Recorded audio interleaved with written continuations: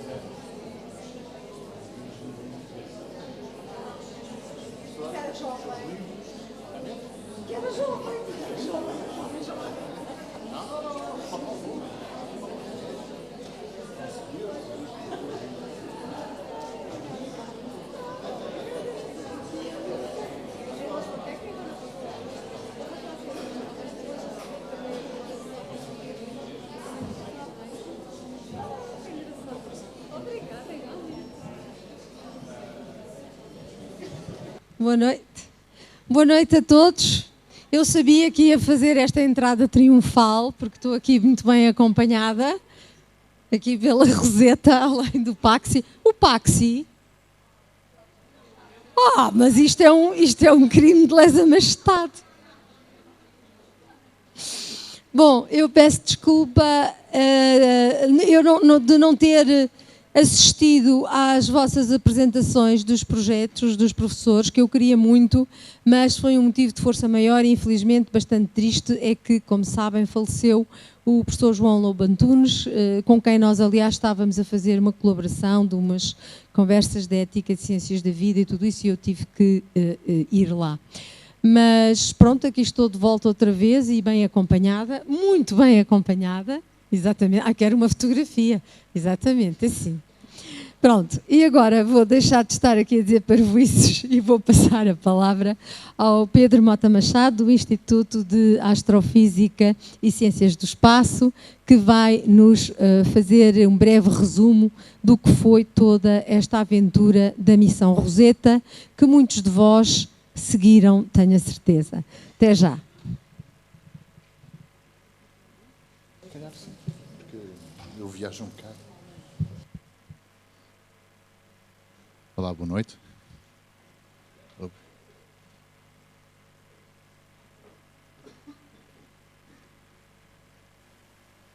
Então, apesar de terem que ter alargado o cinto para o copioso jantar que tivemos agora, desculpem, mas agora vão ter que apertar o cinto novamente, porque vamos levantar voo para fazer uma enorme viagem.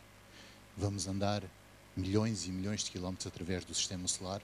Eu vou-vos falar de um grande sucesso da Agência Espacial Europeia. A missão Roseta é, sem dúvida, um dos grandes sucessos da Agência Espacial Europeia e, em geral, da exploração espacial por parte da humanidade. Então, as coisas lindas que encantavam ou, por outro lado, criavam um medo do desconhecido, que eram os cometas. Já há descrições desde há muito tempo, mas eu vou começar por falar um bocadinho antes de chegarmos a esta coisa linda que foi a missão Roseta, que é, vamos começar mesmo pelo princípio, mas rápido. Portanto, temos o Big Bang, temos a energia a cristalizar em massa, como se fosse uma nova forma da matéria. Assim, Kupsknorr, ou Maggie, de energia hiperconcentrada que é a matéria. Por isso podemos transformar matéria em energia ou energia em matéria. É a mesma coisa. Nós somos seres feitos, todos vós são seres feitos de energia hiperconcentrada. Isto dá jeito naqueles dias mais sombrios ou depressivos, aqueles dias de chuva e isso. Somos seres de luz concentrada. É bonito. E vamos falar daquela partezinha agora mais à direita no gráfico que eu mostrei há pouco, aquela timeline do universo, para falar um pouco de como é que se formam os planetas, como é que se formam as estrelas, como é que se formam os sistemas planetários. E as estrelas, como nós, também nascem, vivem e morrem. Mas nunca em vão, como nós também. Temos de deixar sempre qualquer coisa. E as estrelas deixam sempre um legado. E o legado das estrelas são os átomos em que elas vão transformando ao longo da sua vida. Os átomos que nos compõem. Os átomos que nos compõem, porque há uma primeira fase em que há um material primordial, essencialmente hidrogênio e hélio, que depois vai sendo transformado aos poucos, como se fosse uma fábrica de núcleos, uma fábrica de novos átomos. E então, nas primeiras estrelas que nascem, que vivem e que morrem, há essas primeiras transformações, mas elas depois morrem, dissipam-se, mas voltam-se a aglomerar. Voltam novamente a aglomerar-se. É as estrelas de segunda vida, terceira vida. E sempre que isto acontece, vão-se criando átomos cada vez, núcleos cada vez mais complexos, os núcleos que nos compõem a todos. Sim, somos todos realmente, cientificamente, filhos das estrelas. E agora vamos falar um pouco, então, como é que isto se forma. Então, vamos supor que numa zona do espaço nós temos material, o resto de uma estrela que morreu, o resto de... Por exemplo, se a estrela era muito massiva, tinha uma grande massa, e se explodir numa forma de supernova, só aí é que se formam alguns dos átomos. Alguns dos átomos que nos compõem. Mas a partir do ferro, a maior parte dos átomos só se pode formar neste cataclismo gigantesco que é as supernovas. E agora vamos pensar que há restos de matéria, de gás e poeira que estão espraiados numa zona do universo e que, felizmente, as coisas não são perfeitas. É ótimo as coisas não serem perfeitas. Se tudo fosse homogéneo, o universo não existia. É importantíssimo haver aqui e ali algumas quebras de homogeneidade. Porque é desta pequena diferença, desta quebra de homogeneidade perfeita, que se podem novamente, como se fossem uns pequenos grumos, que servem de núcleos de condensação, que vão começando a aglomerar as outras partículas que estão à volta, que se chama acreção, como sabem, e vamos falar de algo muito estranho, que é, no princípio, há sempre uma componente aleatória. Então, se não, vamos ver. Portanto, vamos falar destes passos todos que eu estou a mostrar aqui. Como é que, a partir de uma nuvem protoplanetária, nós temos a formação de um sistema estelar, com planetas, um sistema planetário à volta. E uma das coisas que eu vos queria falar é, quando as primeiras partículas se começam a aglomerar, há uma componente que é estatística, que é aleatória e que tem a ver com algo importantíssimo que vai fixar para sempre algo naquele sistema estelar, que é a direção. Ou seja, quando se formam as primeiras partículas e elas começam a dançar a sua valsa, começam a rodopiar umas à volta das outras, e as primeiras, quando começam a girar, vão marcar uma direção. E esta direção, após estar marcada, acabou. Vai ser a direção que vai ficar ligada para sempre àquele sistema planetário. E porquê? Porque as partículas que se aproximarem deste grumo e que não estiverem no plano correto, ou seja, se não estiverem a girar em torno do eixo que foi fixado aleatoriamente, depois vem o determinismo, mas há uma componente que não é determinística. Tem a ver com estas primeiras que se juntam e, como eu referi, que são aleatórias. E que o que acontece então é que as partículas que não estão a rodar de acordo com o plano correto, com o eixo de rotação que foi marcado pelas primeiras partículas que se aglomeraram e começaram a girar em torno de um eixo, estas vão ser atiradas fora. São os resquícios da formação deste sistema planetário. Ora, é por causa destes resquícios que eu estou aqui hoje a falar-vos. Porque estes resquícios, estes restos da formação de um sistema estelar, de um sistema planetário, e que são, nós chamamos isto uma catapulta gravitacional, e eles são atirados literalmente em todas as direções.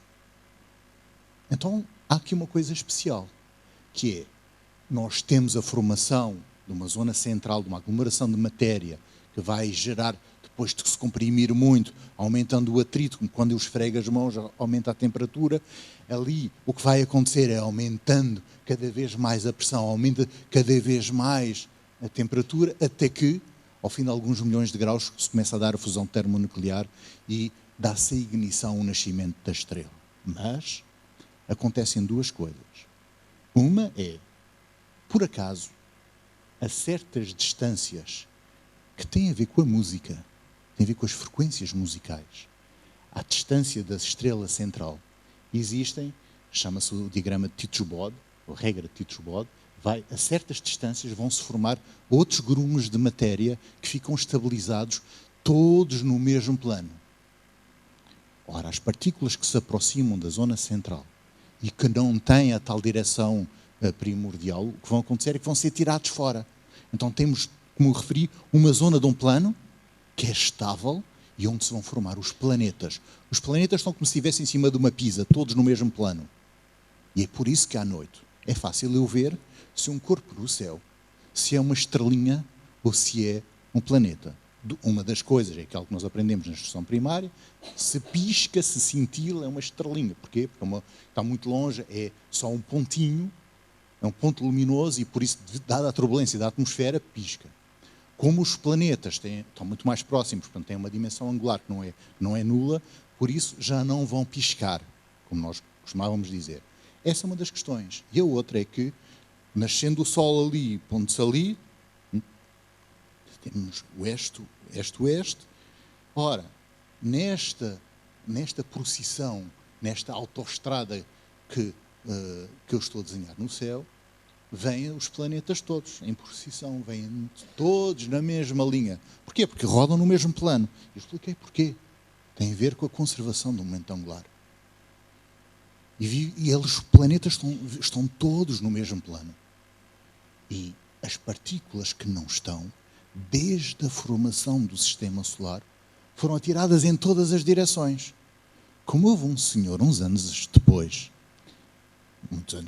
chamado Oort, que começou a ver que os cometas vinham de todas as direções. E não só do plano da eclíptica, que é o plano onde vivem os planetas, onde houve a tal formação, a tal direção privilegiada. Não há direções privilegiadas para os cometas. Eles vêm de todas as direções. São os restos da formação do Sistema Solar. São as peças de Lego que não foram usadas para construir o Sistema Solar. E essa é uma questão muito relevante, que já vamos falar mais em detalhe.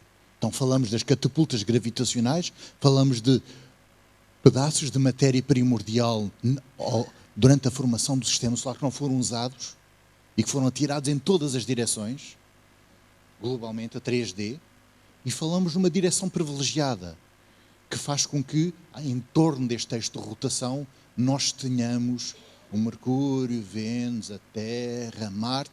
Ai, a minha regra musical acabou. Devia haver um planeta entre Marte e Júpiter. Não há. Temos que voltar outra vez a fazer a matemática toda. Que pena, era uma ideia tão boa. Não, ela afinal está certa. É porque Júpiter tem uma massa muito grande. E o planeta que deveria existir para que a regra musical, uma maneira de agarrar os alunos que gostam da música, para aprender as coisas do espaço, que há muitas regras que são iguais. A regra Titus Bode é uma regra, eu diria, musical. Porque, como eu referi, entre Marte e Júpiter deveria haver um planeta, segundo esta regra, e não há. Está todo desmontado. Porque quando passa Júpiter, como tem uma massa tão grande, as partículas que estavam todas a aglomerar são puxadas por forças de maré em todas as direções e volta-se a desmontar outra vez. E assim sucessivamente, e temos o planeta desmontado, que se chama a cintura de asteroides, mas que fisicamente é um planeta desmontado. Ou musicalmente é um planeta desmontado. Ora, isto é o que nós estivemos a ver agora. A partir de uma nuvem protoplanetária, 3D, nós temos uma direção privilegiada, temos uma estrela que vai eclodir, que vai sofrer a sua ignição, vai nascer no centro e depois, à volta, com umas regras muito bonitas da física estatística, vão aparecer os vários planetas deste sistema estelar. Pode ser o nosso sistema solar, pode ser, como nós hoje sabemos, que existem planetas em torno de miríades de estrelas. Já que estamos a falar nisso, também podem dizer aos vossos alunos que não é só no futebol. Há uma das coisas que Portugal está na linha da frente, em termos internacionais, que é na detecção de exoplanetas. Pelo método das velocidades radiais, o grupo do professor Nuno Santos é número 1 no mundo. Portanto, é algo que vai ter a ver com o futuro, é algo muito, nós dizemos, quente nesta altura, os exoplanetas, porque não se esqueçam que a nossa estrelinha também vai morrer. E os nossos netos, dos netos dos netos, vão gostar muito que a gente tenha começado hoje a ver no jornal os classificados, planeta com vista para o mar, com sol e não sei o quê, e porque vão ser precisos milhares de anos. Não faz mal. Não é no meu tempo de vida, isso interessa. Nós pertencermos a algo tão grande, a humanidade vale a pena assim. E por isso é que estas missões que dão um sentido quase poético à nossa existência, valem muito a pena, além da parte industrial, além da parte tecnológica, que obviamente é hiper importante, mas também esta componente filosófica, e diria filosófico-poética, é extremamente importante também. Faz-nos sentir que vale a pena e que há coisas maiores do que nós mesmos e que vale a pena pertencermos a estas macroestruturas. Portanto, nós temos os planetas telúricos numa zona central, que são os rochosos, numa zona central do Sistema Solar. Isto agora, porque segundo um dos nossos modelos, o modelo de início, isso não era assim no princípio. Por isso é que nós detectamos muitos exoplanetas que orbitam outras estrelas, os hot Júpiters, ou seja, planetas muito grandes, gasosos, perto das estrelas. Se calhar estão numa zona, uma altura inicial da formação daquele sistema estelar e depois vão ser assoprados. Quando aquela estrela ganhar pujança, ganhar força, vão assoprar, primeiro eles são gasosos, são enormes. Saturno, dada a sua densidade média, deveria flutuar no nosso oceano, claro, dadas as devidas dimensões relativas, mas isso para vos dizer que depois, numa fase posterior da formação, estes planetas gigantes gasosos são assoprados para fora, para longe da estrela. E daí haver tanta diversidade nos exoplanetas que nós detectamos. Se calhar tem a ver com essa questão de estar em diferentes alturas do filme da formação e da evolução do sistema solar, ou dos sistemas estelares, de uma forma mais geral. Depois temos a cintura de asteroides, e agora já sabemos o que é. Os planetas gigantes, os tais que foram assoprados, e os cometas. Depois, não é falado em Plutão aqui, coitadinho. Mas já falamos sobre ele também daqui a pouco. Em relação ao cenário para a formação de estrelas e planetas, cá está mais uma vez o que estava a falar, 3D primeiro, depois a direção privilegiada e depois uma parte que é atirada em todas as direções, há uma parte que vai se chamar, que fica perto, que se chama a cerca de um ângulo de 30 graus em relação ao plano da eclíptica, onde moram os planetas, que é a cintura de Kuiper, e depois temos a todas as direções, depois a nuvem de Oort, já vamos falar mais à frente. E depois temos a formação dos planetas, do sistema e a gênese de um sistema como o nosso sistema solar.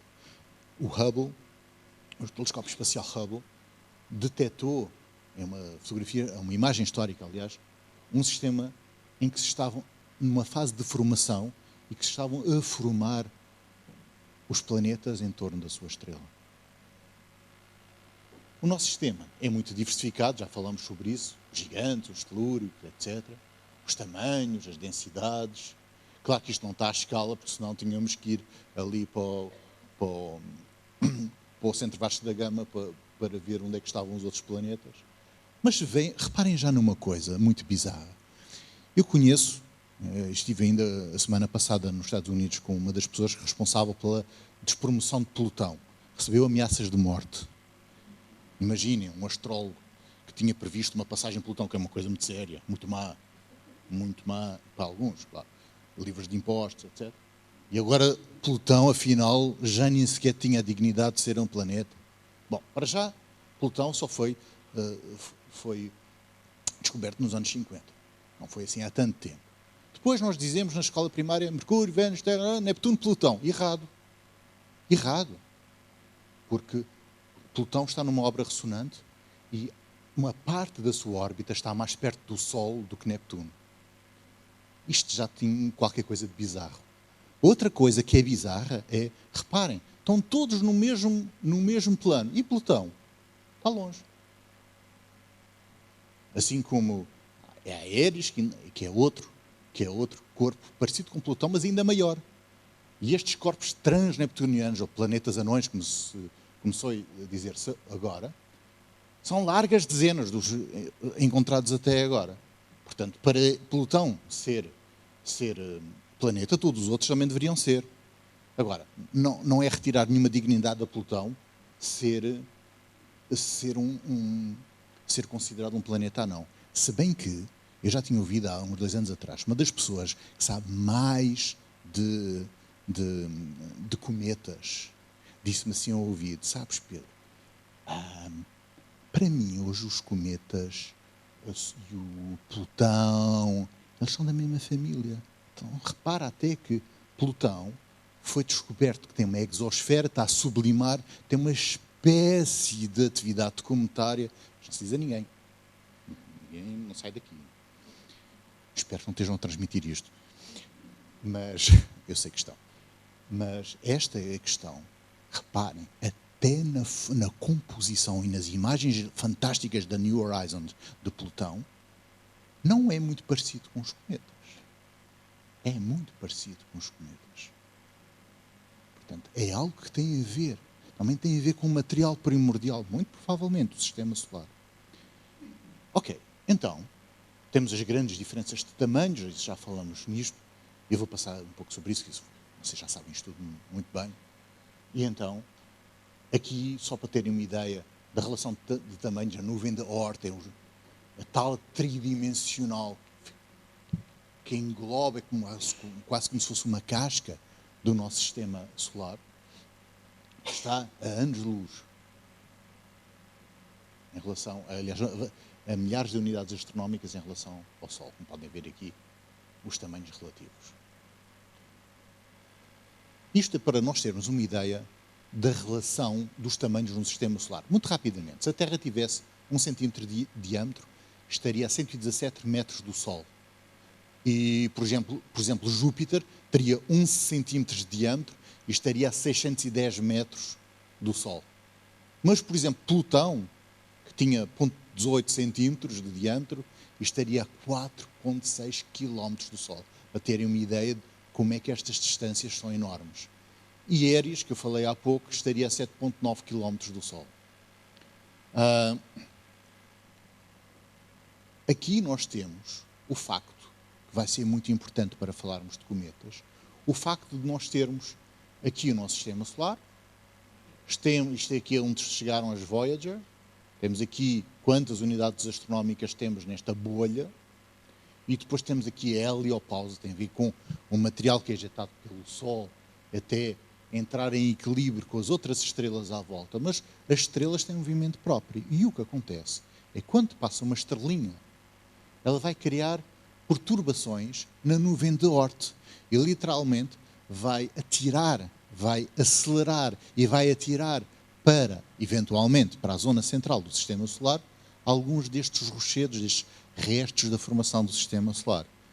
Estão, entre aspas, cristalizados, até muitos são de gelos e poeiras, portanto, cristalizados até está correta a palavra, para o interior do Sistema Solar. Claro que, ao se aproximarem do Sol, aquecem e começam a sublimar e fazem aquelas lindas caudas que já vimos. Mas já vimos porque é que há cometas, de onde é que eles vêm, o que é que os formou, o que é que produz a perturbação que os atira para próximo de nós. Estes são os chamados cometas de longo período, porque há outros, de período mais curto, que vamos falar, e o Churyumov-Gerasimenko, o 107P, é realmente um cometa de período curto, já vamos falar sobre o assunto, e assim foi escolhido. Portanto, nós falamos da acreção e da energia que é libertada pelos impactos em relação, quando estamos a falar na Terra a formar-se, já de vez. Claro que no princípio, quando se estão a formar, há um trânsito desusado aqui na zona central do Sistema Solar. Por isso há tantas crateras, por exemplo, na Lua. Ou havia na Terra também muitas. Mas, por exemplo, Vênus tem o eixo voltado ao contrário, é o único planeta que vira ao contrário. Bom, há quem fale no Urano, mas o Urano tem o eixo deitado. Pronto, está bem, é verdade, também gira ao contrário. E a nossa Lua? A nossa Lua é um pedaço da Terra. Portanto, quando foram trazidas amostras da Lua, havia um corpo primordial chamado Thalia, que, dado estes imensos acidentes que havia, tipo os carrinhos de choque maravilhas aqui na zona central do Sistema Solar, e que havia tantas colisões, que houve uma grande colisão que arrancou um pedaço da Terra e que depois, quando tem uma massa acima de um certo valor, os corpos readquirem a forma esférica e, portanto, a Lua é mesmo nossa. É nossa. Por isso é que nós gostamos tanto da Lua. É mesmo nossa. Foram-nos arrancado, uma espécie de imposto. Não, vocês têm muito, tem que se arrancar um bocado. Pronto, 10%, 23% da massa é o imposto, está na Lua. E agora vamos falar porque é que é muito importante estudar os objetos da cintura de Kuiper, os cometas, asteroides e pequenos corpos. Eles, devido à pequena massa, não sofrem alterações geológicas e, por isso, são uma espécie de museu onde estão lá guardados o tipo de material acuando da formação do Sistema Solar. Portanto, nós, para percebermos onde é que nós vimos e para onde é que nós vamos, temos que estudar história. Isto é arqueologia. E a Rosetta é uma missão de arqueologia espacial. Daí o nome. Porque o nome Rosetta, como penso que sabem todos, foi descoberto por um soldado de Napoleão no Egito, uma pedra onde tinham os hieroglifos do Egito Antigo e a mesma conversa em outras duas línguas, em grego e de modo. De forma que, depois, com a ajuda de uma ilha que fica no Nilo, perto da Assuão, chamada Ilha de Philae, Philae, em que os nomes dos antigos reis do Egito estavam dentro e sabia-se que era isto, que estavam dentro de uma espécie de uma elipse, que chamavam-se os cartuchos. E as duas coisas juntas possibilitaram o Sr. Champollion decifrar os hieroglifos do Egito Antigo. E o que se vai pretender com a missão Rosetta é exatamente decifrar a nossa antiguidade. Daí o nome muito bem pensado, acho eu, para esta missão que estuda a arqueologia do Sistema Solar, a formação e a evolução do Sistema Solar. Bom, cá está a nuvem de Oort que eu falei há pouco. E contém uma quantidade infinda de objetos. Não sei se algum de vocês gostaria de ter 10 elevado a 12 moedas de euro. Alguém queria? Alguém queria? Não sejam tão ambiciosos. 10 elevado a 12 moedas de euro, o planeta Terra ficaria recoberto com cerca de 4 a 5 km de espessura de moedas de euro. Portanto, ambição, mas com calma, por favor. Ok, então já falamos da nuvem de Oort, já sabemos de onde é que ela vem, já sabemos de que é que ela é feita e já sabemos que ela tem a ver que é a casa dos nossos cometas, do que nós vamos estudar a partir da missão Rosetta. Falamos dos planetesimais, que é cada vez mais a distinção entre asteroides e cometas é cada vez mais tênue.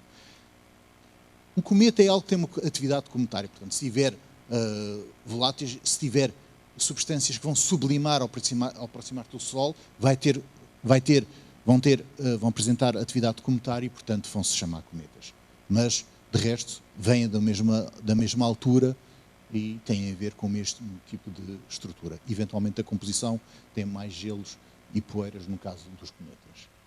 Agora, também existe no Sistema Solar estes senhores que são um bocado grandes, que me vêm, como Saturno, Júpiter, e o que acontece é que eles alteram gravitacionalmente alguns destes corpos que podem estar perto da cintura de asteroides, podem vir da cintura de Kuiper, e são atirados para a zona central do Sistema Solar.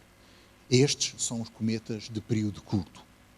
E, claro, que se queria escolher um target, um objetivo, um cometa, que fosse ser visitado pela missão Rosetta, que fosse de período curto, portanto, está uns 117 anos à espera dele, uma coisa qualquer assim no género, ou 70 e tal, como o cometa Halley, não dava assim muito jeito. Então foi-se encontrar um cometa que vive numa zona intermédia entre Marte e Júpiter e que, por isso, tem um período relativamente curto, porque se queria estudar toda a fase do cometa, ou seja, queria-se fazer um acompanhamento desde a zona em que está longe do Sol, não está a sublimar e não tem cauda, até se aproximar do periélio, ou seja, perto do Sol, de forma a começar a sublimar e apresentar a cauda, e queria-se fazer este estudo ao longo do caminho todo. Foi bem pensado, acho eu, muito bem pensado. Ora, falamos também de porque é que estas coisas podem ser importantes, porque há gente que diz, não está a gente a passar fome, porque é que se vai gastar milhões numa coisa desta? Vai-se passar. Porquê? Por tudo. Porque a investigação aplicada direta não responde às respostas, não responde aos problemas mais graves tecnológicos da humanidade. Como se tem visto incessantemente ao longo da história recente, grandes saltos tecnológicos vêm de investigação fundamental e não da investigação aplicada. Por exemplo, na missão Rosetta, sinais que foram emitidos a milhões e milhões de quilómetros de distância, que foram detectados na Terra, de 10 elevado a menos 23 watts. Isso não existe. Isto vai revolucionar o quê? Os nossos telemóveis, por exemplo, daqui a alguns anos. Vai possibilitar o nosso telemóvel de ser realmente um computador daqui a alguns anos. E vem de onde? Vem da exploração espacial. Além de muitas substâncias que vêm das missões espaciais, para além das transmissões, as próprias substâncias, os novos tipos de substâncias que têm que ser estudados, hoje servem para fazer próteses na medicina, etc. Ou, por exemplo, aquilo que eu sou especialista em efeito Doppler para estudar as atmosferas dos planetas, por exemplo, é aplicado para ver se as válvulas do coração estão a funcionar bem, se há refluxo de sangue ou não, com um ecodoppler. Como veem, indiretamente, a missão espacial está presente neste tipo de coisas todas uns anos depois. Porque isto é um bocado como a Fórmula 1, que leva os carros a serem melhorados de uma forma incrível. E aqui não se sabe, não se consegue controlar quais são as aplicações todas que vão ter este levar ao limite da sabedoria e da tecnologia humana. Claro que há riscos. Claro que há riscos. Há sempre riscos quando nós estamos na zona de fronteira. E por isso é que é muito importante a determinação e o empenho, o apoio da população, das pessoas que pagam os impostos e perceberem que vale a pena. E isso é uma missão nossa também, dos professores, de também passar esta mensagem que é muito útil, que valida nós podermos continuar a trabalhar. Mas, por exemplo, uma coisa muito pode ter uma aplicação muito direta é se vão-nos cair alguns corpos em cima da cabeça aqui na Terra. E caem, todos os dias, caem cerca de 2 toneladas de poeira todos os dias na Terra. Cerca de 2 toneladas de poeira todos os dias. Quando são umas poeiras um bocadinho maiores, nós vemos aquelas lindas estrelas cadentes. Se são um bocado maiores, portanto, são os asteroides, se têm uma atividade na atmosfera e se inflamam, nós chamamos meteoros, e se caem no chão, chamam-se meteoritos. Mas há corpos que vivem perto da Terra e que são os Near Earth Objects, e são muito perigosos e que são muito difíceis de detectar. Tanto é que, por exemplo, isto é uma chamada escala de Turino, estes senhores aqui, algum destes aqui foi responsável, eventualmente, numa das teorias, pelo bye-bye aos dinossauros e por aí fora. Mas, para vos dizer que o estudo destes corpos, que não é só com os grandes telescópios, que os grandes telescópios são cegos a estes corpos muito pequenos, ou é como procurar uma agulha em palheiro, ou seja, há uma rede internacional de pesquisa com pequenos telescópios para procurar estes corpos que podem ser perigosos, porque muitos deles, ou eu diria quase a totalidade, nós ainda não os conhecemos bem. Alguns nem os conhecemos de todo. E podem ser muito perigosos, como podem ver, como mostra a história da Terra. Ora, não sabemos se o céu vai nos cair em cima da cabeça. E vai caindo. Isto é a Chelyabinsk, há 2 anos, em Chelyabinsk, na Rússia, em que caiu um corpo relativamente pequeno, mas isto é em Tunguska, na Sibéria, durante as guerras napoleónicas, aconteceu algo deste género, e depois há estes casos mais gritantes que aconteceram há um tempo atrás, e, por exemplo,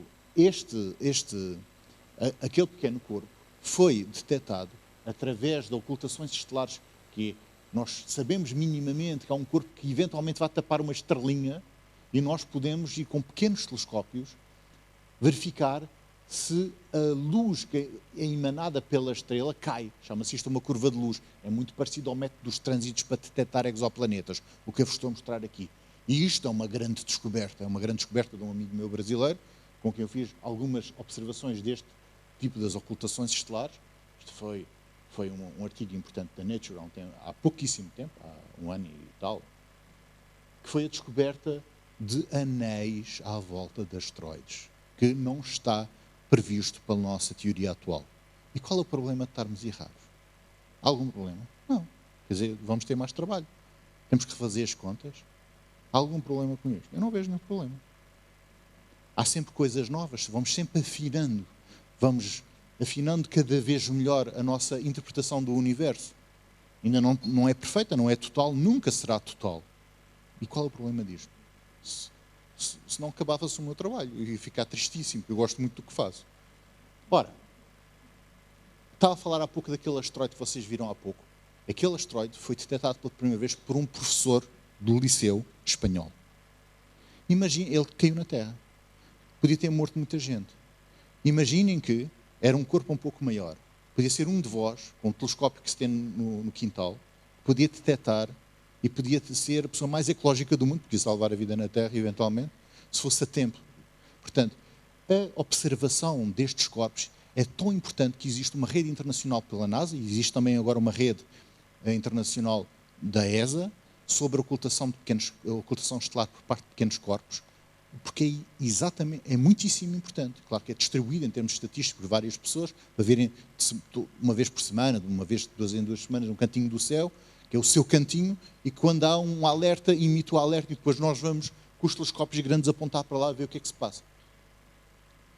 Cá está um princípio de cidadania ligado à ciência. Não é só os grandes telescópios que fazem coisas importantes, a rede de cidadania pode ser extremamente importante, como, por exemplo, num caso que eu referi, podem detectar um Near Earth Object que seja extremamente perigoso.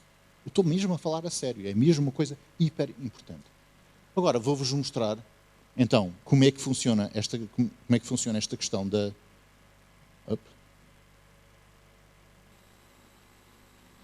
Portanto, nós tínhamos, chama-se Chariklo, um asteroide que passou em frente a uma estrelinha, como vocês veem aqui. Isto aqui é o fluxo captado por um detector, e o anel, ao passar, baixou. Agora, houve uma grande queda na passagem do corpo central, e depois, um pouco mais à frente, temos o outro anel a passar, e cá está. Foi a detecção dos anéis. O Filipe Braga Ribas, o Bruno Sicardi, são tudo pessoas com que nós colaboramos. Há pouco eu tinha falado que os corpos, quando têm uma massa relativamente pequena, não readquirem a forma esférica. Princípio de energia mínimo. As coisas pesadas vão para o centro, para baixarem a sua energia potencial, as coisas mais leves vão mais para fora. Vejam a Terra. Único ali o ferro no centro, depois um manto de silicatos, depois a crosta de carbonatos, eventualmente a água e depois a atmosfera. Depois, a densidade. A diminuição da densidade. É direto. O universo é muito simples, nós é que somos complicados. Quando um corpo é muito pequeno, não tem suficientemente massa para gerar as forças necessárias a ver esta reordenação dos materiais. Então estes asteroides ficam com a forma de um batatoide, como veem aqui. Mas, quando é um pouco maior, a partir de 100 km, já readquire a forma esférica. Daí a Lua. Quando foi um pedaço arrancado, readquiriu a forma esférica. Isto somos nós a fazer observações, neste caso de uma ocultação, agora em 14 de julho deste ano, a observar uma ocultação por parte de Plutão. Nós estamos numa rede internacional para fazer este estudo, e o professor Bruno Sicardi detectou a atmosfera em Plutão, uma exosfera. Não é propriamente uma atmosfera em equilíbrio hidrostático como a nossa está, claro que não. Mas há uma desgaseificação. Portanto, vai sublimando ao longo do tempo, e por isso nós conseguimos detectar uma espécie de um flash central aqui na zona da ocultação, e nós podemos fazer este tipo de estudo. Claro que isto vai ter a ver com quando nós conseguirmos começar a estudar os exoplanetas com o ELT, o Extreme Large Telescope, com o James Webb Space Telescope, se calhar já vamos poder fazer estes estudos com as atmosferas dos exoplanetas. E isto vai ser uma aventura fantástica. Vamos falar então dos nossos cometas. Já se conhecem há muito tempo, como estas tapeçarias de Bayeux de há muito, 1066, como veem aqui. Temos os cometas de período curto, de período longo, são originários, já falamos há pouco de o que é que os compõem, porque é que eles são importantes, já falamos destas coisas todas, portanto, vamos de vento em popa em relação ao que é, no fundo, a atividade cometária para já. Portanto, o que acontece é quando uma estrela produz núcleos que nós falamos, e eles são emitidos, muitos são emitidos em todas as direções a alta velocidade, é o vento solar. Por isso até há uma teoria para construir uma nave espacial à vela. E devem estar todos a rir agora. Não, já foi testada, funciona. E houve uma pessoa muito séria chamada professor Carl Sagan, Cosmos, se calhar lembram-se da fantástica série Cosmos, Ele, além de ser um excelente comunicador de ciência, ele era um ótimo cientista. Por exemplo, ele descobriu a ligação entre o dióxido de carbono e a alteração da temperatura. Depois nós chamamos o efeito de estufa e as alterações climáticas associadas na Terra, que nós temos que entender bem. Ele fez este estudo, foi um dos papers dele em Vênus, que me vem uma pessoa que deixou um legado muito, muito interessante. Já de vez aproveito, já que estou a falar de nomes especiais, para mim é uma honra estar num anfiteatro que tem um nome lindo, numa pessoa que me possibilitou estar hoje a fazer aquilo que eu gostei a minha vida toda, e graças a ele abriu as portas deste país para eu poder, o professor Mariano Gago, não sozinho, obviamente, mas foi um impulsionador que a mim me possibilitou estar ligado às coisas que eu sempre quis a minha vida toda. Hoje é possível, temos as portas abertas e os vossos alunos podem também participar e integrar estes projetos internacionais fantásticos, como o caso da ESA ou do ESO. Bom, então, o que acontece é que há partículas que são ionizadas e como as partículas que são emitidas pelo Sol têm carga positiva, os núcleos, são repelidos desta maneira, completamente contra o Sol, chamada a cauda iónica dos cometas. Depois temos material que está a ser continuamente injetado por sublimação e que cria o que vocês estão a ver aqui, a cabeleira, depois temos a coma, e depois temos uma cauda de poeiras que é neutra e, por isso, dado o movimento do cometa na sua órbita, o que faz com que tenha um movimento em arco que tem a ver com a composição dos movimentos. Isto eu vou saltar, tem a ver com as siglas da IAU, de forma a dar os nomes aos cometas, que é só com uma letra e com um número, 107P, por exemplo, ou para os asteroides que têm 2 letras e um número associado. Claro que depois, quando se conhece a órbita, pode-se dar um nome que não seja só uma sigla. Churyumov-Gerasimenko, por exemplo. Na Antiguidade, claro que aparecerem estas coisas nos céus criava um grande frenesi na população, como podem ver aqui no caso do cometa Halley. Houve um grande frenesi e, ao longo dos tempos, houve vários avistamentos. Temos os vários do cometa, e há descrições na literatura e na arte, e temos vários avistamentos de cometas que deixaram marcas na sociedade, como podem ver aqui. Depois, claro que havia também um receio deste tipo de coisas acontecerem. Que podem acontecer? Podem. Infelizmente, há um risco disso acontecer, como eu referi. Por exemplo, houve um cometa que caiu em Júpiter, que se fragmentou, o Schumacher-Levinov, que caiu há alguns anos e que foi, ao longo do tempo, foi estudado o que aconteceu nesta queda do cometa e na sua fragmentação em Júpiter. Agora vamos falar nas missões, estamos a chegar já ao essencial da missão Rosetta. Primeiro vamos falar da missão avô, que é a missão Giotto, que é o avô da missão Rosetta. E porquê? Porque esta missão foi um grande sucesso para estudar o cometa Halley, em 86, e que a Europa deu os primeiros passos já neste sentido, de estudar os cometas e estudar a estruturação destes corpos no Sistema Solar. Depois temos o Deep Space, temos Stardust, temos o Deep Impact. O Deep Impact eu já vou mostrar a seguir, que é bem à americana, um bocadinho diferente do que a missão Rosetta fez. O Deep Impact tem um bocado a faroeste, como já vamos ver. Bom, e aqui temos a anatomia dos cometas, temos a ver aqui o estudo espectroscópico. Portanto, eu faço estudos de espectroscopia de alta resolução, portanto, a partir da luz que é emitida ou que é refletida na cauda dos cometas, pode-se estudar a sua composição, um bocado tipo CSI, mas astronómico.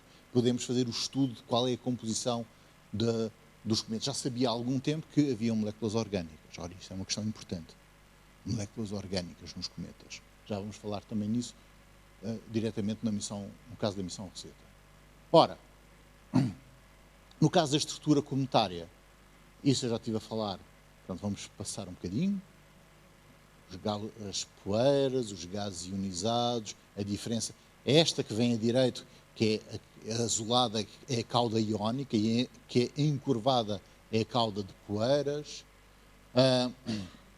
E depois a coma, a cabeleira, pronto, já falamos sobre isso, portanto, vamos avançar. Aqui estamos a ver com mais detalhe toda a estrutura da atividade comunitária e vemos aqui os estudos espectroscópicos da composição dos vários átomos e moléculas que compõem os gelos e as poeiras dos cometas. E temos aqui como é que funciona a atividade cometária quando o cometa se aproxima do Sol, e cá está, como veem, a cauda azul iónica está sempre contra a direção do Sol, como podem ver. Cá está o facto que eu estava a falar há pouco, o cometa Shoemaker-Levy 9, que se fragmentou, caiu em Júpiter e teve uma atividade incrível, como podem se aperceber aqui. E agora vamos falar de alguns. Há jatos de cometa nos cometas, portanto há zonas que são mais afetadas, porque já são zonas fragilizadas, um pouco como os gelos, e que acabam por fraturar e acabam por haver zonas em que existe maior injeção de material por sublimação. Este é o caso. Desculpem. O que aconteceu aqui? Está tudo bem. Então, estava a falar sobre o cometa Halley, que também podemos ver aqui zonas que são mais atreitas às injeções. Portanto, há diferenças de densidade e de estrutura. Agora, o cometa Tempel 1, que esteve ligado à missão da NASA Deep Impact, o que aconteceu foi que, literalmente, foi como no faroeste, como eu estava a dizer, foi disparado um corpo em relação ao cometa Tempel 1 e depois viu-se o que é que aconteceu. Portanto, é mesmo um filme do faroeste, como estão a ver, esta missão do Deep Impact, e foi-se estudando o que acontecia ao longo do tempo como resultado da colisão a alta velocidade do corpo que foi atirado de maneira a acertar no cometa Tempel 1. Há pouco tempo, isto é um caso de coronografia, ou seja, temos aqui um cone ocultor na zona do Sol, isto é a corona do Sol, isto era um cometa Eisen, que se pensava que ia ser o cometa do século, que nós íamos ver perfeitamente no céu e ia ser fantástico para nós todos, mas correu mal, porque ao passar perto do Sol imperial fragmentou-se e, portanto, partiu-se em pedacinhos e já não foi possível a seguir a visualização fantástica que se estava à espera. A missão Rosetta. Para já podem ver aqui uma coisa para já especial. Se calhar é importante até em termos ecológicos para a Terra, foi o facto de conseguir ter a vários milhões de quilómetros da Terra uma missão espacial a funcionar com energia solar. Daí que os painéis são enormes, portanto são uma tecnologia de ponta, e mais uma vez as missões espaciais a puxarem pela tecnologia é que vai acabar por ter consequências muito positivas para a humanidade e para a tecnologia que nós necessitamos para diminuir as emissões de gases de estufa. Ora, uma imagem do cometa já a 7 de agosto, claro que a Ciência Viva e a ESA ao longo deste tempo tiveram, na minha opinião, uma missão de divulgação e de ligação com a comunidade fantástica, 5 estrelas, de acompanhamento ao longo do tempo, com uma data de atividades, quer com crianças, quer com a população em geral, muito bem montado, muito bem feito. Eu posso falar porque não sou de fora, e por isso fica aqui esta nota de que realmente foi feito um trabalho fantástico em termos de acompanhamento da missão, e este era um modelo que se tinha, parece um osso. Se o meu combo disse isso, ia com certeza querer saltar para aqui, que parece um belo osso, mas no fundo são 2 pequenos cometas que se fundiram.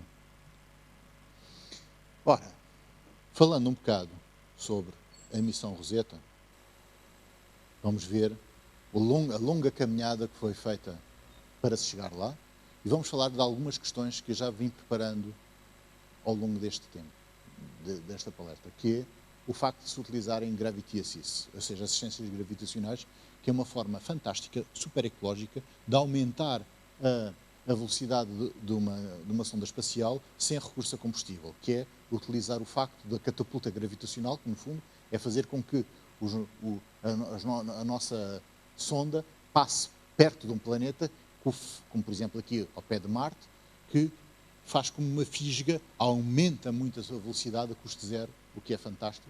É uma excelente ideia, sempre usada nas missões espaciais, principalmente as que têm que ir para longe, como é o caso da missão Rosetta, como podem ver ao longo da sua trajetória de vários anos, de 12 anos, houve objetivos intercalares, como por exemplo um flyby que passou perto do asteroide Lutécia, passou perto de outro asteroide e, portanto, fez estudos, ligou os sensores e fez estudos ao passar perto destes corpos e depois, quando entrou no espaço vazio, adormeceu para não estar a gastar muita energia, até que acordou em 20 de janeiro de 2014 e que, claro que houve aí um grande sururu, porque isso não acordasse. Se não acordasse, tinham sido não sei quantos anos de sonhos, de dedicação, de noites sem dormir, de imensas pessoas, de centenas de pessoas. Mas há sempre esse risco, porque nós estamos naquela zona, estamos a estudar aquela zona nos mapas, onde os avós dos nossos avós iam também estudar e que partiam daqui do Tejo e que estavam ainda os mapas em branco. No fundo, nós estamos a fazer a continuação, nós todos estamos a fazer a continuação deste tipo de estudo. Agora, vamos ver o encontro com o cometa 67P Churyumov Gerasimenko e podemos ver que o tipo de órbita, vamos ver o tipo de órbita que a Rosetta, alguns destes filmes, eventualmente, vocês já viram, podem-se baixar a partir da internet. Portanto, mais uma coisa fantástica feita pela ESA, possibilitar qualquer cidadão de poder fazer o acompanhamento com esta qualidade em relação à missão. Isto era a maneira como o cometa era visto a partir da sonda espacial, da sonda Rosetta ao longo do tempo e, claro, até entrar na zona à espera. Senão ainda batemos e vamos ver agora que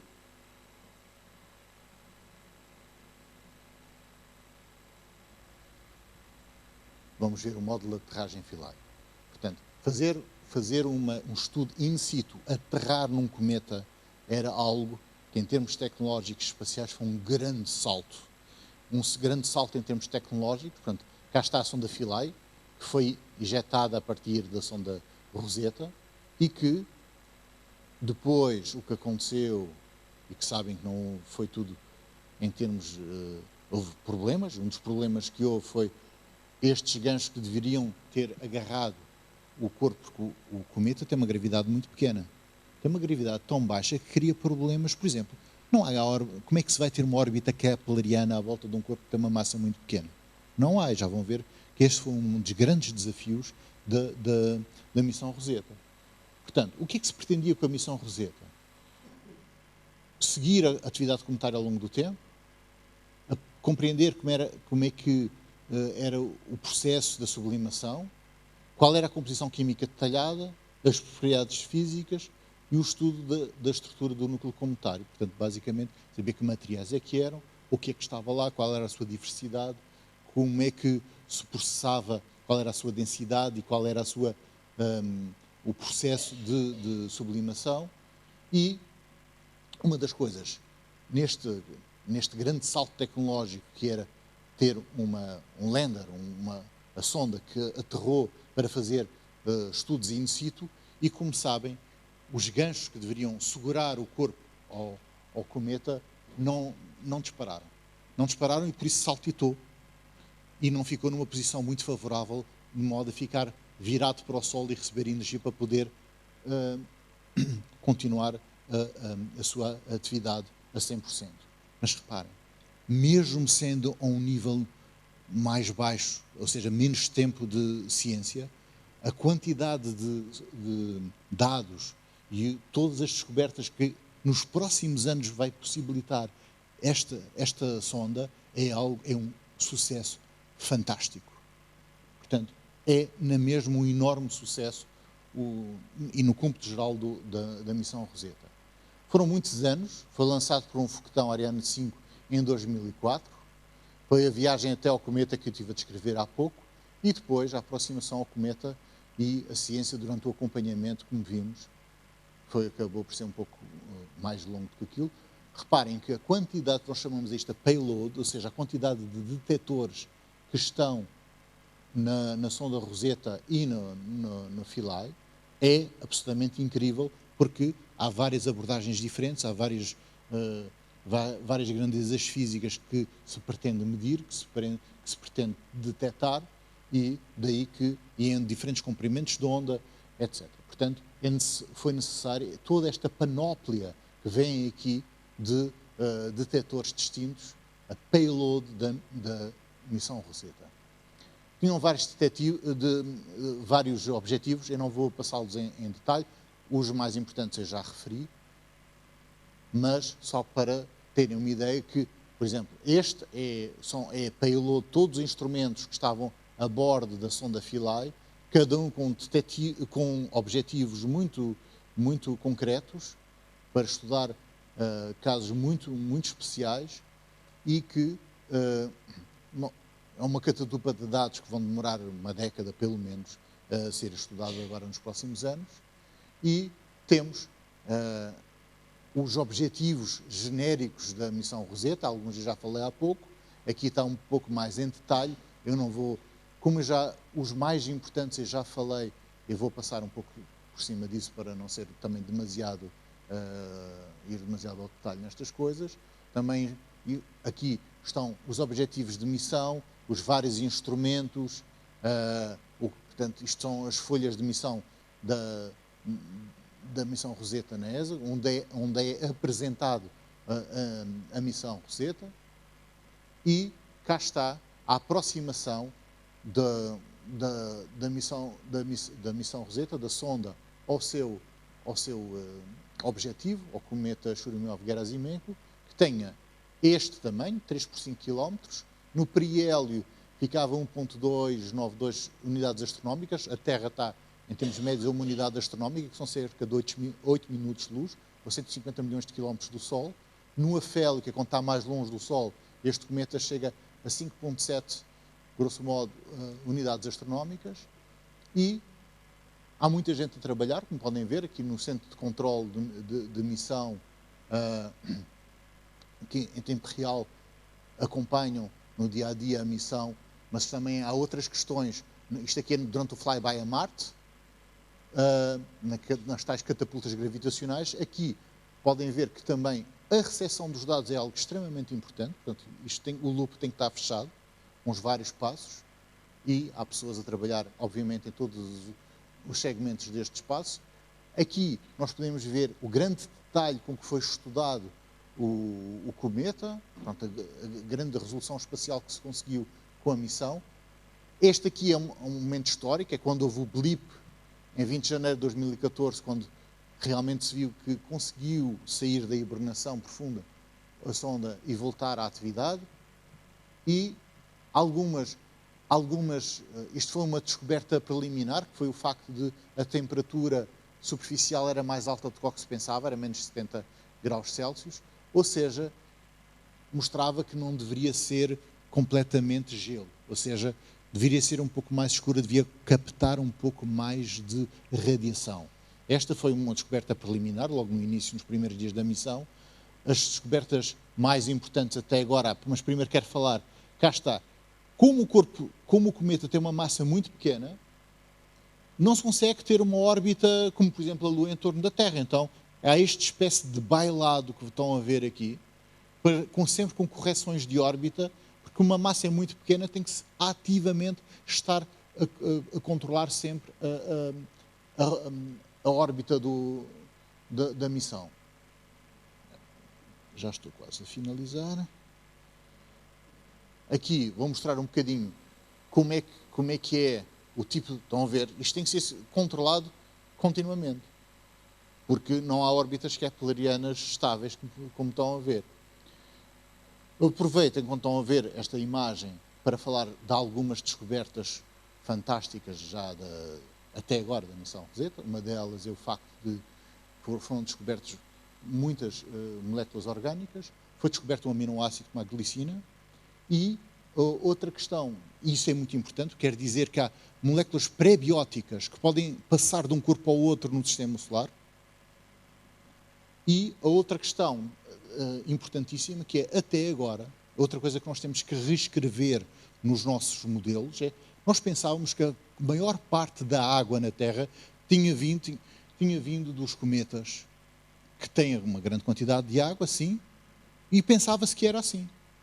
Porque a água é uma molécula que existe em muita abundância no universo. É bastante estável. Mas acontece que ao longo da formação da Terra, pensa-se que a maior parte da água deveria ter entrado, quando a Terra literalmente ferveu, a água devia ter sido, que havia já na sua constituição, na sua formação, tinha sido atirada para o espaço, tinha atingido a velocidade de escape e tinha sido emitida, ou fotolizada. O que se chegou agora à conclusão é que afinal não é assim. Ou seja, a água, existe hidrogênio com só um próton, o hidrogênio com um próton e um neutrão, que é o deutério, que é um isótopo, e o trítio, ou tritão, que tem 2 neutrões.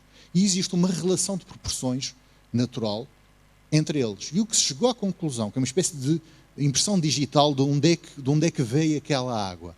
E a água que foi detectada na missão Rosetta não tem a mesma assinatura isotópica de proporções entre os isótopos da água do que existe na Terra. Portanto, isto quer dizer que, eventualmente, muita da água que nós temos, por exemplo, nos oceanos, vem da diferenciação interna durante a formação da Terra.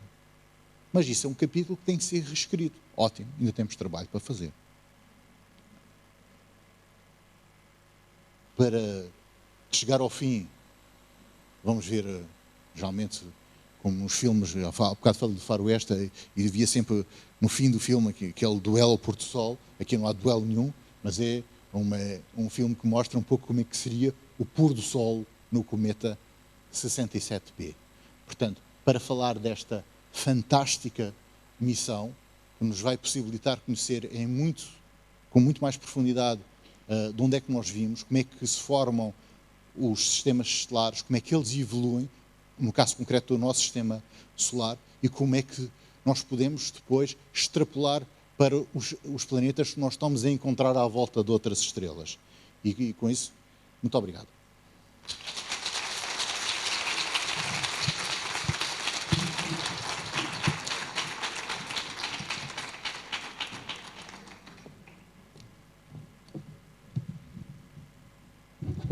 Se tiverem perguntas, se quiserem falar sobre alguma coisa, façam favor. Perguntas, questões? Quem é que agarra agora? Hã? Vai, Isabel.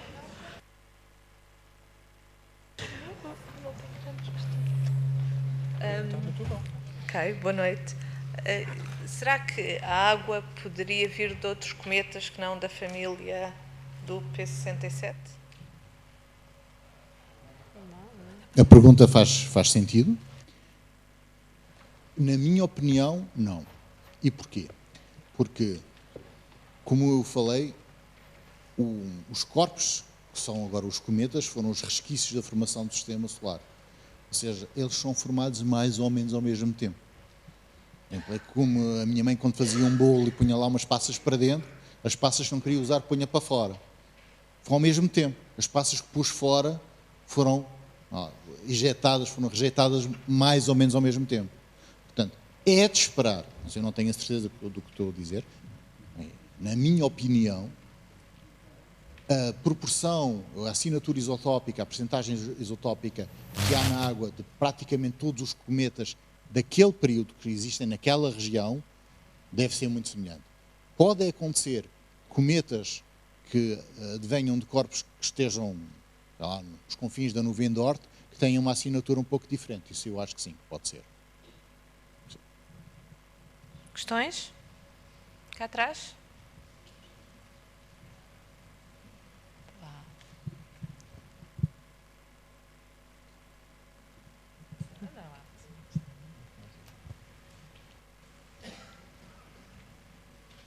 Vamos ali à frente.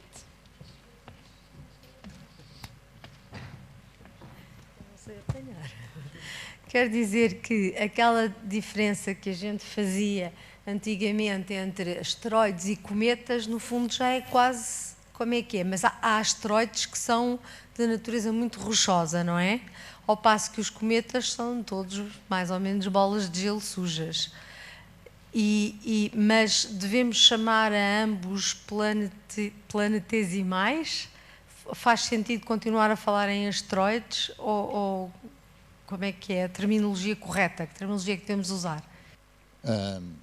Faz sentido ainda falar nesta divisão entre os cometas e os asteroides, e a diferença é exatamente a que referiu da composição, que é mais rochosa no caso dos asteroides, e são essencialmente gelos sujos de poeira, como referiu no caso dos cometas, e por isso têm a atividade cometária os cometas, enquanto que os asteroides não. Contudo, cada vez mais está a haver esta fusão de maneira a pôr no mesmo saco os dois tipos de corpos. No fundo, há uma pequena variação, como por exemplo em relação aos planetas. Nós temos os planetas gasosos e os planetas telúricos, mas são planetas. E agora, cada vez mais se fala num grande grupo que são os planetesimais, que se formaram mais ou menos na mesma altura, que se formaram devido aos mesmos processos e têm composições que podem ser mais rochosas ou de gelos, e dentro dos planetesimais, aqueles que têm atividade cometária, como que devem ser denominados cometas, e os outros asteroides, mas cada vez mais é mais tênue essa diferença entre os dois grupos.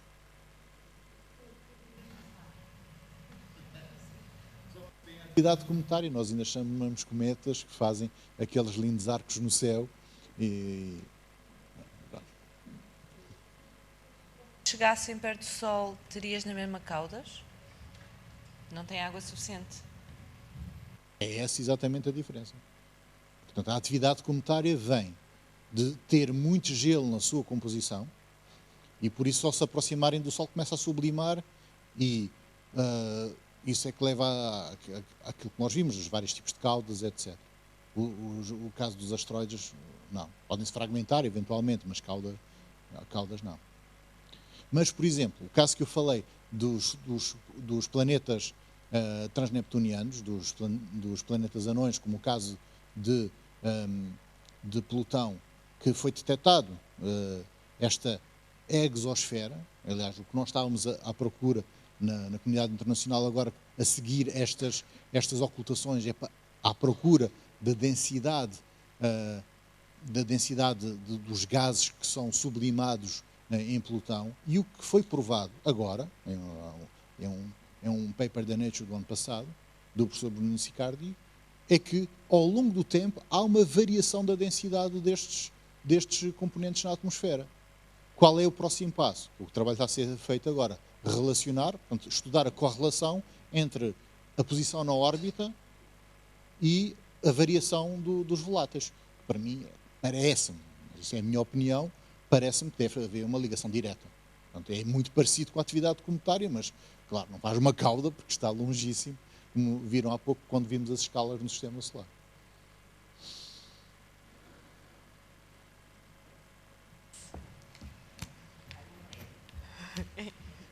O prémio é o microfone. Boa noite. Eu queria fazer a seguinte pergunta, espero não ter percebido mal. Disse há bocado que havia asteroides com anéis, certo? Percebi bem. E então como é que é possível, se os asteroides são corpos com massas pequeninas, portanto não conseguem ficar circulares, como é que tem aqueles anéis tão direitinhos que se vê ali à volta deles? A resposta a esta excelente pergunta vai dar aso a imenso trabalho de várias pessoas com quem eu colaboro hoje, durante muitos anos seguramente. Não se sabe. A nossa teoria atual, o nosso modelo atual, não prevê a existência de anéis à volta de pequenos corpos. E um pouco pelo que disse. Porque, por um lado, tem uma pequena massa. O facto dos anéis serem direitinhos é natural, porque tem a ver com a conservação do momento angular e se o corpo rodopiar, imediatamente leva a que haja uma direção preferencial. Agora, o facto de ter anéis e eles serem estáveis à volta do corpo de Charico, como eu disse, foi uma grande descoberta. Não se fazia ideia que aquilo pudesse acontecer. É ótimo. Há coisas que nós ainda não sabemos, que vamos ter o prazer de estudar pela primeira vez. Senão, já viram, era um aborrecimento enorme, se já soubéssemos tudo. Tens mais perguntas? Não, eu percebi que eram 5 perguntas. Eu percebi que tinha 5 perguntas. Tem a ver com o faroeste. No Deep Impact disse que atiraram um corpo, mas concretamente o que é que foi atirado? De 6,5 milímetros, não sei se era, como é que era a bala, mas agora fora de brincadeiras, a ideia do Deep Impact é, pelo facto de haver colisões, existem reações químicas, existem corpos que aumentam a temperatura e por isso emitem em certos comprimentos onde nós podemos estudar, um pouco, por exemplo, o que aconteceu naquela fragmentação do cometa Shoemaker-Levy-9 que caiu em Júpiter e que se fez o estudo ao longo do tempo. Uma das pessoas que fez este estudo, que é o professor Sanches La Vega, com que nós também colaboramos, que vem-nos visitar o Instituto de Astrofísica na próxima semana, e ele foi uma das pessoas que fez aquele estudo. O que é que acontece? Pelo facto, um pouco como nós, quando aquecemos um corpo e o queimamos, nós podemos estudar a sua composição. Em relação àquele cometa que se fragmentou e caiu em Júpiter, pôde-se fazer este tipo de estudo. Em relação à missão do Deep Impact da NASA, a ideia era realmente atirar um corpo a alta velocidade contra o cometa, uma pessoa estava um pouco a brincar, mas é um pouco essa a ideia, daí até o nome Deep Impact, não é? De provocar uma colisão para que o aumento da temperatura levasse a que houvesse mais material a sublimar e a excitar e que se pudesse fazer o estudo espectroscópico depois, que realmente foi feito.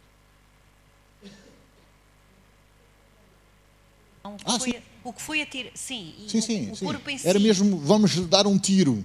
Vamos lhe dar um tiro, mesmo filme de faroeste. Não teve nada a ver com... há normas nacionais em relação às missões espaciais, de proteção planetária, que fazem todo o sentido.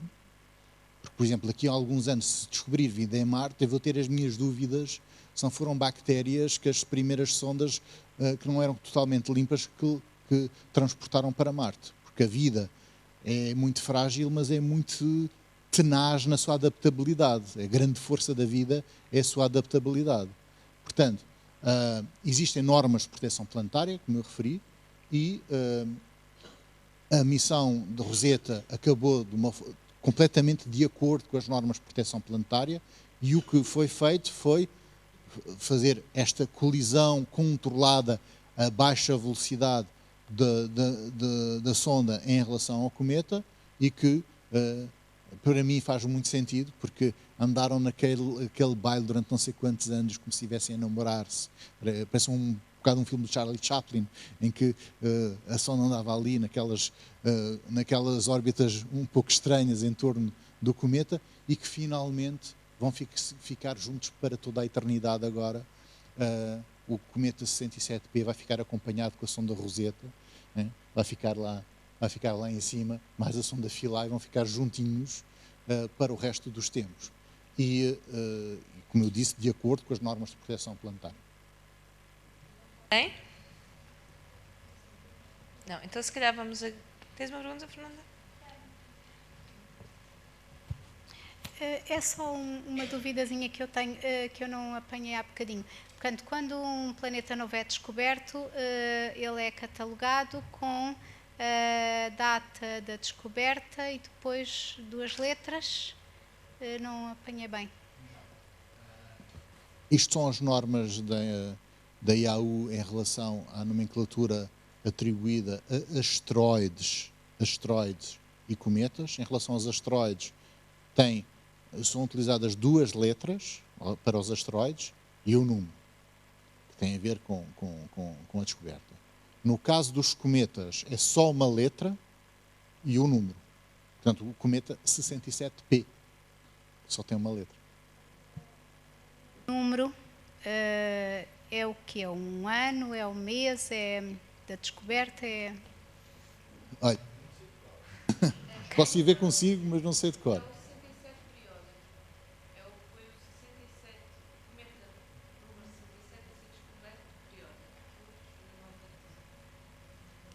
Obrigadinha à Cátia. Obrigada. Mais alguém?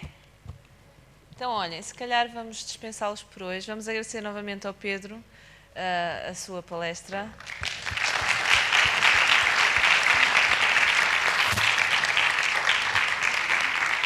Não se esqueçam, amanhã recomeçamos às 9h30 nos workshops. Dirijam-se à vossa sala. Quem tem os workshops lá em baixo, que é o workshop número 2 e o workshop número 5, não se esqueçam que têm que entrar connosco aqui pela área expositiva. Juntem-se aqui no átrio. Aliás, juntem-se toda a gente no átrio, que às 9h30 nós vamos distribuí-los pelas vossas salas.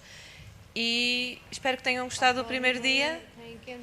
Sim, às 9h30 têm que entrar pela porta, por isso venham um bocadinho mais cedo. Pela porta tem sempre que entrar, nós estamos Pela rampa. cansadas, já não temos coisa com coisa. Mas pronto, olhem, boa noite. Não, é pela rampa, vocês entram pela rampa. A partir das 9h, está bem? E boa noite. Mas aí, as folhas de registro, alguém as tem? Alguém tem folhas de registro? Já encontramos. Cátia, amanhã é que nos precisas que eu esteja aqui? 9h30?